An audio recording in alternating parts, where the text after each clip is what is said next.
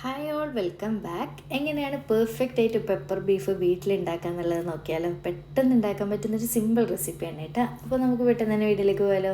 വീട്ടിലേക്ക് പോകുന്നതിന് മുന്നേ ആയിട്ട് നിങ്ങൾക്ക് ചാനൽ ഇഷ്ടപ്പെടുന്നുണ്ട് എന്നുള്ളത് പ്ലീസ് സബ്സ്ക്രൈബ് ചെയ്ത് സപ്പോർട്ട് ചെയ്യണേ.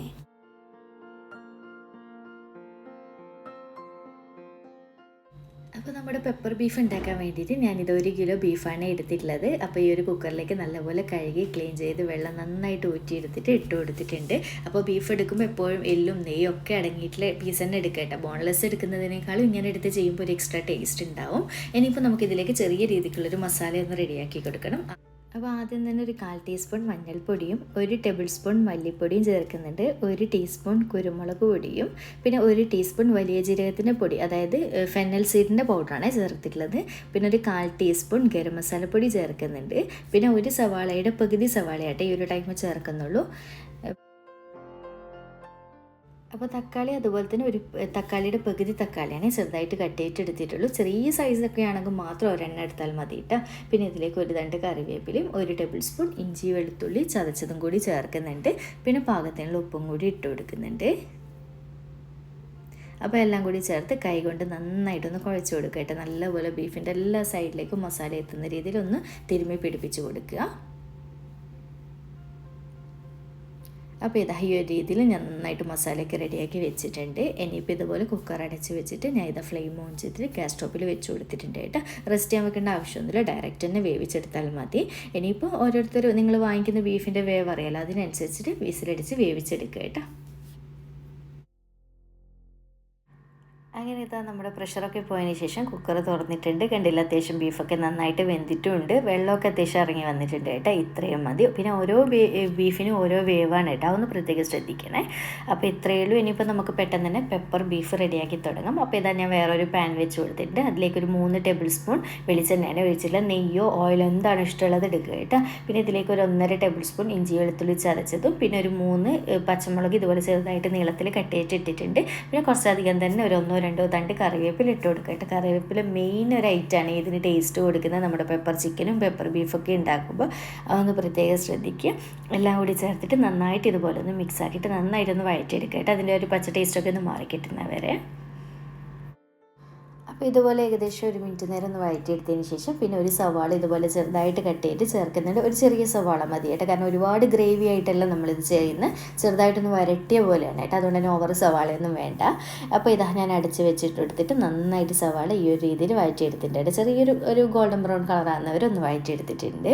ഇത്രയും മതി. ഇനിയിപ്പോൾ ഇതിലേക്കുള്ള പൊടികൾ ചേർത്ത് കൊടുക്കണം. അപ്പോൾ ആദ്യം തന്നെ 2 ടേബിൾ സ്പൂൺ മല്ലിപ്പൊടിയാണ് ചേർത്ത് കൊടുത്തിട്ടുള്ളത്. അടുത്തത് 1/2 ടീസ്പൂൺ വലിയ ജീരകത്തിൻ്റെ പൊടിയാണ് ചേർത്തിട്ടുള്ളത്. പിന്നെ 1/2 ടേബിൾ സ്പൂൺ കുരുമുളക് പൊടി ചേർക്കുന്നുണ്ട്. കുരുമുളക് പൊടി 1/2 ടേബിൾ സ്പൂൺ പോരാട്ടോ, നമുക്ക് ലാസ്റ്റ് പിന്നീടും ചേർക്കണം. പക്ഷെ നിങ്ങളുടെ എരിവ് ഫ്ലേവറൊക്കെ നോക്കി ചേർത്ത് കൊടുക്കട്ടെ, കുറച്ചായിട്ട് ഇട്ടിട്ട്. കാരണം പെപ്പർ ബീഫാകുമ്പോൾ അറിയാമല്ലോ, മെയിനായിട്ട് അവർ കുരുമുളകിൻ്റെ ഫ്ലേവർ മുന്നിൽ നിൽക്കണം.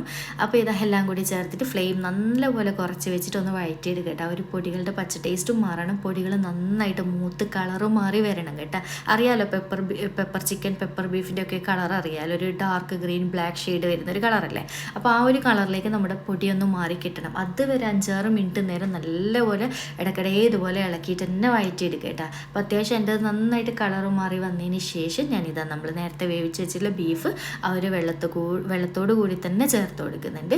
എല്ലാം കൂടി ചേർത്ത് നന്നായിട്ടൊന്നങ്ങ് മിക്സാക്കി കൊടുക്കുന്നുണ്ട്. നമ്മൾ ആ ഒരു വറുത്ത പൊടിയും മസാലയൊക്കെ ഇതിലും നന്നായിട്ട് പിടിച്ചിട്ടിട്ട് അപ്പോൾ തന്നെ നിങ്ങൾക്ക് ഇളക്കുമ്പോൾ തന്നെ മനസ്സിലാവും കേട്ടോ, ഒന്നങ്ങ് കളറ് മാറി വരുന്നതൊക്കെ മനസ്സിലാവുന്നുണ്ട്. ഇത് വീഡിയോ ആയതുകൊണ്ട് എത്ര ക്ലിയർ ആവുന്നുണ്ട് എന്നറിയില്ല.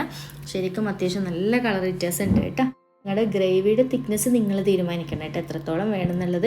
ചിലർക്ക് ഭയങ്കര ഡ്രൈ ആയിട്ട് വരട്ടിയതായിരിക്കും ഇഷ്ടമുണ്ടാവും. അങ്ങനെയാണെങ്കിൽ അങ്ങനെ ചെയ്താൽ മതി. അല്ലെങ്കിൽ കുറച്ച് ലൂസായിട്ട് വേണമെന്നുണ്ടെങ്കിൽ അങ്ങനെയും ചെയ്യാം കേട്ടോ. അപ്പോൾ ഇത്രയേ ഉള്ളൂ. ഇത് നന്നായിട്ട് തിളച്ച് വന്നിട്ടുണ്ട്. ഒന്ന് ഇതുപോലെ നന്നായിട്ട് മിക്സാക്കി ലാസ്റ്റ് ഞാൻ കുറച്ച് കറിവേപ്പിലയും അതുപോലെ തന്നെ കുറച്ചുകൂടി കുരുമുളകും കൂടി ചേർക്കുന്നുണ്ട് കേട്ടോ. കുരുമുളക് ഞാൻ പറഞ്ഞല്ലോ, നിങ്ങളുടെ ഇഷ്ടത്തിനനുസരിച്ച് ചേർത്ത് കൊടുക്കുക. അതിനൊരു കറക്റ്റ് അളവില്ല കേട്ടോ. നിങ്ങളുടെ ഫ്ലേവറും ടേസ്റ്റൊക്കെ നോക്കുക, അതിനനുസരിച്ച് ചേർക്കുക. പിന്നെ അതെന്ന് വെച്ചാൽ ഫ്രഷ് ആയിട്ട് പൊടിക്കുന്ന കുരുമുളകാണെങ്കിൽ നല്ല ഫ്ലേവർ പെട്ടെന്ന് തന്നെ വരും, നല്ല എരിവും ഉണ്ടാവും. അപ്പോൾ അതിനനുസരിച്ച് നോക്കി നോക്കി അഡ്ജസ്റ്റ് ചെയ്യുക കേട്ടോ. അപ്പോൾ ഇത്രയിലും എല്ലാം കൂടി നല്ലപോലെ ഒരു വരട്ടിയ രീതിയിലാക്കി എടുത്തിട്ട് ഓവർ തിക്കാക്കി ഓഫാക്കുന്നില്ല. ഞാൻ ഈ ഒരു സമയത്ത് ഫ്ലെയിം ഓഫ് ചെയ്യാണ് കേട്ടോ. കാരണം എന്താണെന്ന് വെച്ച് കഴിഞ്ഞാൽ നമ്മൾ കുറച്ചൊന്ന് ചൂട് സെറ്റായതിന് ശേഷമല്ലേ കഴിക്കുള്ളൂ. ആ ഒരു സമയം നമ്മൾക്ക് ഒന്നുകൂടി അങ്ങ് തിക്കായിട്ട് വരും കേട്ടോ. അപ്പോൾ ഇത്രയുള്ളൂ, നമ്മുടെ പെപ്പർ ബീഫ് റെഡി ആയിട്ടുണ്ട്. ഞാൻ ഇതാ ഫ്ലെയിം ഓഫ് ചെയ്ത് കൊടുക്കുകയാണ്. മല്ലിയില കാര്യങ്ങളൊന്നും ഇതിലേക്ക് വേണമെന്നില്ല കേട്ടോ. ഇങ്ങനെ തന്നെ നല്ല ടേസ്റ്റാണ് കഴിക്കാൻ വേണ്ടിയിട്ട്.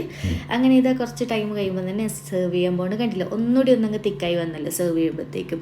അപ്പോൾ എന്തായാലും ഇതുവരെ ഈ ഒരു രീതിയിൽ പെപ്പർ ബീഫ് ട്രൈ ചെയ്തിട്ടില്ല എന്നുണ്ടെങ്കിൽ ഒന്ന് ട്രൈ ചെയ്തിട്ട് ഫീഡ്ബാക്ക് അറിയിക്കുക കേട്ടോ.